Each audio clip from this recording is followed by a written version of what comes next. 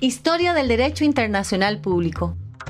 El derecho internacional del Antiguo Oriente. Las relaciones de amistad entre el rey de Elba y el soberano de Asiria fijan las primeras sanciones por los delitos que cometían sus súbditos. El derecho internacional propiamente dicho, en las relaciones exteriores de China, no se desarrolló sino hasta finales del siglo XVII.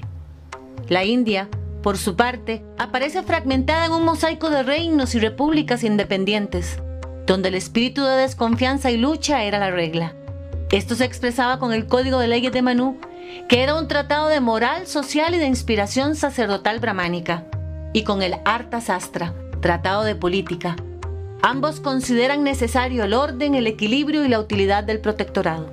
Las religiones particularistas referían las relaciones humanas a las divinidades tutelares de una y otra, y así las legitimaban, tal cual eran. Estas incluían a todos los hombres y consagraba una paz justa. Israel contribuyó con el Pentateuco, aportando un espíritu de benevolencia, del que los extranjeros eran los beneficiarios expresos. Antigüedad greco-romana. Había diferencia entre los griegos y los que no lo eran, llamados bárbaros. Aquellos se creían superiores, pero eso no afectó la relación de igualdad con el imperio persa, Cartago y de Roma. Las relaciones diplomáticas eran frecuentes entre las ciudades, un fenómeno propio del derecho internacional helénico. Fue una de las ligas de ciudades, conformando alianzas políticas que presentaban estructuras diversas. El derecho de guerra fue muy duro. Contra el enemigo todo era permitido. Si querían paz, debía haber un pacto previo. Esta situación con el tiempo se fue humanizando y da paso al nacimiento de los primeros tratados de arbitraje, con la resultante pérdida de independencia de las ciudades griegas. Entre los tratados de la época helenística cabe rescatar aquellos que fueron concluidos entre Roma y Cartago, que establecieron monopolios marítimos y límites de expansión territorial. La contribución de Roma al desarrollo histórico del derecho internacional se realizó por medio de instituciones de su derecho interno, que decidía si era necesario concluir una guerra, reclamar la reparación de una injuria o concluir la paz. Así nació el ius fetiale, de carácter sagrado. La creación del ius gentium vino a rellenar el vacío jurídico existente frente al extranjero, ya que a este no se le aplicaba el ius civile. El ius gentium estuvo presente en el derecho de gentes moderno llamado más tarde derecho internacional. Occidente cristiano medieval. Se desarrolló un derecho de gentes de fundamento religioso. La Iglesia se esforzaba por atenuar y refrenar las luchas entre las estirpes que ostentaban poderes feudales. El Papa asumía atribuciones jurídicas internacionales como reconocimiento de nuevos príncipes y el registro de tratados.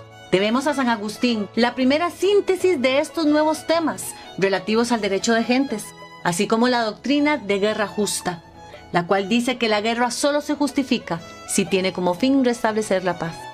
Posteriormente, San Isidoro de Sevilla legó a la posteridad en sus etimologías una definición notablemente moderna del derecho de gentes, diferenciado del derecho natural y el ius civile. Bizancio y el derecho internacional. Se le da gran importancia a la diplomacia. El derecho de los tratados conoce una nueva dimensión de negociación y relaciones exteriores de gran importancia para el terreno comercial. El Islam medieval, el califa, en calidad de príncipe de los creyentes, reúne un poder temporal y espiritual. Su misión, resguardar la ley de Dios y hacerla respetar. Se inician las guerras santas. A los infieles se les convierte o se les destruye, exceptuando a los pueblos del libro, judíos y cristianos, cuya religión se apoya en la Biblia. La doctrina islámica del derecho de gentes se organiza en torno a 4 instituciones capitales: concesión de seguridad, incorporación al Islam, tratados y la guerra santa contra los infieles. El mundo moderno y el derecho de gentes. Paralelo con la decadencia del imperio y del papado, se registra el surgimiento de los estados cualificados por la soberanía. Es la hora de las ciudades y los reinos que no reconocen superior. Nace la pluralidad de estados soberanos celosos de su independencia y se mantiene el derecho de gentes para resguardar su esfera personal de derechos. El derecho internacional del Congreso de Viena a la Primera Guerra Mundial. El Congreso de Viena, 1814-1815, tuvo el mérito de instaurar un estado de cosas relativamente estable en Europa, donde no se produciría ninguna guerra general durante un siglo. El acta final desarrolló los gérmenes de un derecho fluvial internacional, estableciendo la libre navegación de los ríos. Las necesidades de utilización racional de estas vías de comunicación dieron lugar, con las comisiones fluviales creadas a este fin, a la constitución de las primeras organizaciones internacionales. El Congreso de Viena elaboró una declaración de las potencias sobre la abolición de la trata de esclavos negros. El Congreso aprobó un reglamento relativo a la categoría de los agentes diplomáticos, materia regida desde siempre por la sola costumbre internacional. Con relación a los desarrollos institucionales, la revolución industrial y de las comunicaciones intensificó el aumento de las relaciones humanas en todos los ámbitos, lo cual se tradujo en un continuo crecimiento del derecho internacional que afectó a nuevos sectores de la sociedad. En cuanto a los cursos de aguas artificiales, su régimen se asentó con la apertura de los canales de Suez y Panamá. El derecho de mar conoció una amplia reglamentación. La Conferencia Marítima Internacional de Washington de 1889 fijó normas sobre las señales marítimas, las condiciones de navegabilidad de los buques y el salvamiento de náufragos, entre otros. La doctrina en el siglo XIX.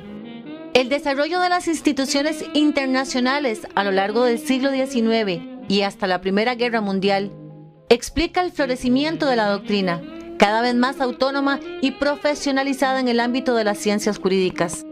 En este punto hay que mencionar a Hegel, que fue el impulsor más destacado. Considera el derecho internacional como un derecho estatal externo, siendo el Estado la más elevada encarnación del espíritu objetivo. No puede someterse más que a su propia voluntad, en tanto que ésta se coordina con la de los demás estados. De la Primera a la Segunda Guerra Mundial, la aparición de un sistema comunista en el inmenso espacio imperial ruso será uno de los hechos más colmados con consecuencia en el derecho internacional. La Conferencia de la Paz de París, 1919-1920, elaboró los tratados que pusieron fin a la guerra. El primero y más importante, el de Versalles. El primer reto asumido por los aliados vencedores tras la firma de los tratados de paz no podía ser otro que poner en marcha un sistema de seguridad colectiva. La creación, en la Ginebra Neutral, de la Sociedad de Naciones fue la respuesta. La Sociedad de Naciones, cuyos órganos principales eran la Asamblea y el Consejo, poseía personalidad jurídica internacional. La preocupación por la protección de las minorías era uno de los rasgos del derecho internacional de Versalles. El papel desempeñado por las cuestiones de minorías en la génesis de las dos guerras mundiales logró que, tras la Segunda Guerra, se pusiera el acento en la protección de los derechos humanos. La Sociedad de Naciones perdió su razón de ser al desencadenarse la Segunda Guerra Mundial. Asimismo, un aspecto en que la Sociedad de Naciones ejerció una actividad efectiva es que se le refiere a las medidas humanitarias. Una de las más notables consistió en dotar a los refugiados de un pasaporte, documentación que con frecuencia no podían adquirir. Se luchó entre otras cosas como trata de blancas y niños, la esclavitud, las publicaciones obscenas y el tráfico de estupefacientes. Pilares del derecho internacional, su esencia. Paz de Westfalia, 1648. Mediante la Paz de Westfalia se puso final a la Guerra de los 30 años y es considerada el acta fundacional del derecho internacional moderno. Firmado por representantes de Francia, España, el Sacro Imperio Romano Germánico, los príncipes germánicos, Suecia y Dinamarca. Las reformas protestantes lograron hacer aparecer un nuevo orden europeo, caracterizado por la coexistencia de una variedad de estados soberanos, plasmándose por primera vez el principio de igualdad soberana como elemento normativo del derecho internacional. El legado de la Paz de Westfalia en el sistema jurídico internacional europeo fue la libertad religiosa, igualdad de los estados, soberanía territorial y un sistema de seguridad colectiva. Congreso de Viena 1815. Tras la derrota de Napoleón y la firma del primer Tratado de Paz de París en 1814, el Congreso de Viena, pese a que pretendía reafirmar el sistema jurídico igualitario asentado en la Paz de Westfalia, las grandes potencias vencedoras incorporaron una nueva coordenada jurídica, sin desplazar totalmente el principio de igualdad soberana, imponiendo severos límites. La celebración del Congreso y su acta final aportaron al derecho internacional 3 legados normativos: principio de hegemonía legalizada, articulación de intereses colectivos y principios de la humanidad y la moral universal. Conferencia de La Haya 1899 y 1907. Esta ofrece gran cantidad de tratados multilaterales, de vocación legislativa, que regularon 2 materias esenciales del derecho: el derecho de guerra y el arreglo pacífico de controversias. El alcance subjetivo de este derecho internacional, fundado en el principio de igualdad, era esencialmente europeo. Sin embargo, el régimen internacional estaba dirigido a crear derechos favorables a las potencias europeas sin contraprestaciones de relieve. Es por ello que la Conferencia de La Haya abrió su participación a otros estados no europeos. Paz de Versalles 1919. Con el fin de la Primera Guerra Mundial, 1914-1919, el pensamiento liberal de las fuerzas vencedoras perseguían un nuevo mecanismo de paz mundial, que partiera de la invitación a la colaboración entre los estados del orbe entero, dentro de un marco permanente, público y universal, surgiendo así la creación de la Sociedad de Naciones en 1919, donde sus principales apariciones normativas fueron: fijación del mantenimiento de la paz y la seguridad internacional, participación colectiva de todos los estados por medio de las instituciones públicas internacionales, vertebración de un sistema de seguridad colectiva centralizado y universal, mecanismo de solución pacífica de controversias y la renuncia a la guerra como primer mecanismo de arreglo. Carta de las Naciones Unidas 1945. Los espectros totalitaristas que recorrieron Europa en el período de entreguerras impidieron la consolidación de un modelo de organización mundial de la paz. Los vencedores de la Segunda Guerra Mundial, coalición denominada Naciones Unidas, determinarían las nuevas perspectivas del orden jurídico internacional con la Carta de las Naciones Unidas del 26 de junio de 1945. La ONU abrió un período en el derecho internacional. Estos elementos de continuidad respecto a los modelos anteriores incluyen principios de igualdad soberana y la no injerencia en asuntos internos, Paz de Westfalia, Consejo de Seguridad, Congreso de Viena, vocación universal, Conferencia de La Haya, modelo organizativo para garantizar la paz mundial, Asamblea General, Consejo de Seguridad, Secretaría y Corte Internacional de Justicia, Paz de Versalles. La Carta sintetiza sus propias esencias normativas. Reconocimiento del principio de protección de dignidad humana a través del reconocimiento de sus derechos fundamentales. La incorporación al derecho internacional de una prohibición general de la amenaza y el uso de la fuerza armada por los estados, creada a propósito del monopolio de la violencia física por las Naciones Unidas a través del Consejo de Seguridad.